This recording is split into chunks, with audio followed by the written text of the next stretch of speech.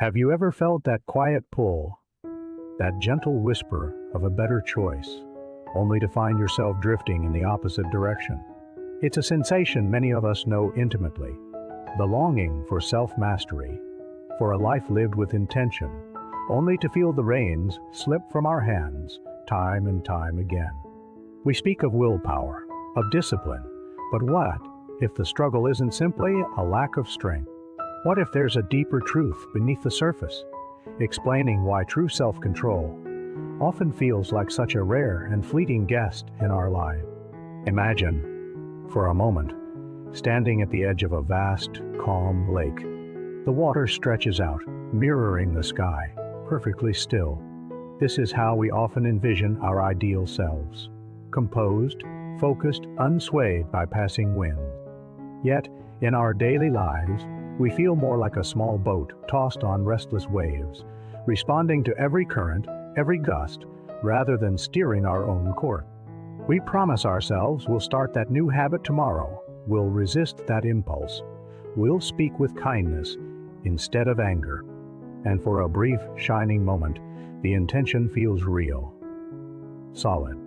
But then, the moment arrives, and we find ourselves giving in, yielding to the easier path, the familiar comfort, the immediate gratification. A quiet disappointment settles, sometimes sharp, sometimes dull, but always there, reminding us of the gap between who we intend to be and who we become in that fleeting decision. Why is this so? Why does something that seems so fundamental to a fulfilling life, the ability to govern oneself, feel so profoundly elusive? We are taught that self-control is a virtue, a sign of maturity, a key to success. But rarely are we taught why it is so difficult to attain, or what stands in its way. Perhaps the very concept we hold of self-control is flawed, built on a foundation that overlooks a critical element of our human experience. We often approach self-control as an act of suppression, a battle of wills where one part of us must conquer another. We see it as forcing ourselves to do what we should do, even when our deeper instincts or immediate desires pull us elsewhere. This internal tug-of-war is exhausting, isn't it? It drains our emotional reserves, leaving us weary and often feeling defeated. Consider this. True self-control isn't about crushing one part of yourself for the sake of another.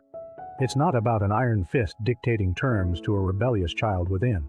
Instead, the rarity of genuine, sustainable self-control stems from a more fundamental disunity within us.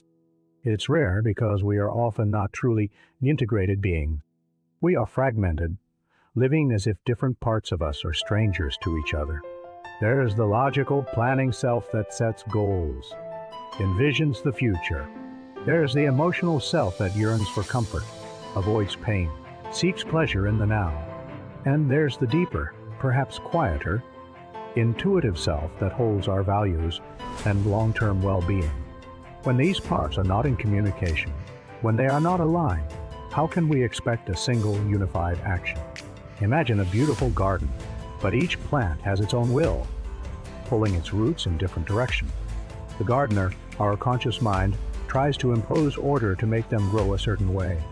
But without understanding the soil, the needs of each plant, the way they interact, the garden will remain chaotic, exhausting to maintain.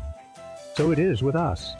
When we reach for that extra slice of cake, or spend hours scrolling when we intended to work, or snap at a loved one when we promised patience, it's often not because we lack willpower. It's because some part of us, perhaps an unmet need for comfort, an ingrained habit, a deep-seated fear of discomfort, or a longing for escape, has taken the lead without the full consent or understanding of the other part. The impulse to deviate to choose the easier path is rarely malicious. More often, it's a message, a cry from a part of us that feels unheard, unseen, or unfulfilled. It's the part that is tired, or lonely, or afraid, or simply seeking a familiar solace, however fleeting. If we only ever try to silence this voice, to force it into submission, we create an internal rebellion. The energy we expend in this constant suppression is immense. And eventually, the suppressed parts often burst forth with greater intensity. This is why resolution after resolution crumbles, why promises made in moments of clarity dissipate in the face of mundane pressures. The rarity of self-control is, in essence, the rarity of self-understanding and self-compassion. To cultivate genuine self-control, we must first learn to listen. We must pause and ask, not why am I so weak, but what part of me is feeling this pull, and what does it truly need? Is it tired? Does it crave connection? Is it afraid of failure? Is it seeking a temporary distraction from a deeper discomfort? This gentle inquiry shifts us from a posture of battle to one of curiosity and care.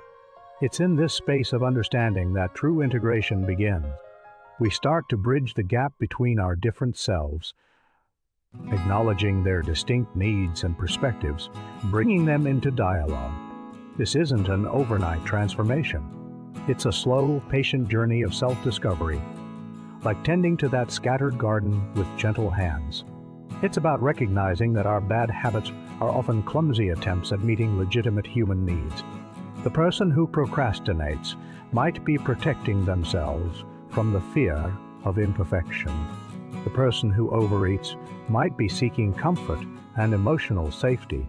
Once we identify the underlying need, we can then compassionately seek healthier, more aligned ways to meet it, involving all parts of ourselves in the solution.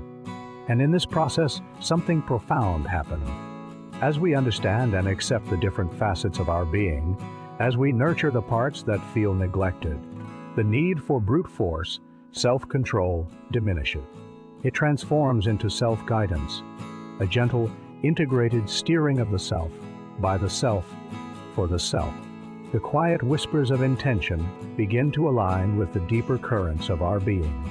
We move not by suppression, but by understanding, not by force, but by unity.